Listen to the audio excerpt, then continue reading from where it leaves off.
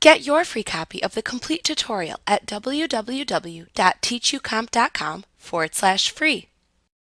Another neat filter that you can use with images is Correct Camera Distortion, which corrects many different distortions that can happen when taking photos. For example, taking a picture of a skyscraper in a large city while on the ground gives you a distorted view of the building. You can correct this by choosing Filter, Correct Camera Distortion from the menu bar.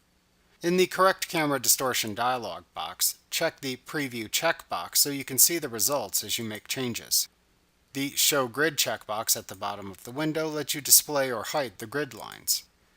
Your correction options are Remove Distortion, which corrects lens barrel, which is a bloated center of an image caused by wide-angle lenses, and Pin Cushion for images that appear pinched in the center, which can be caused by zoom lenses.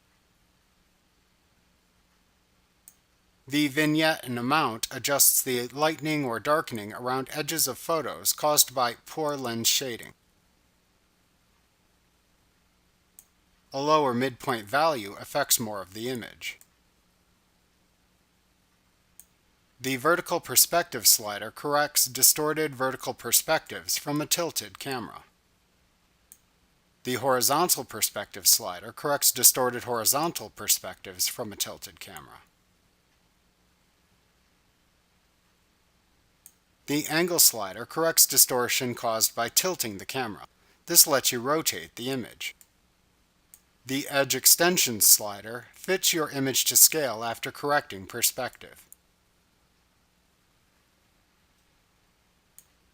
After making your changes, click the OK button in this dialog box to close it and return to the Photoshop image editor.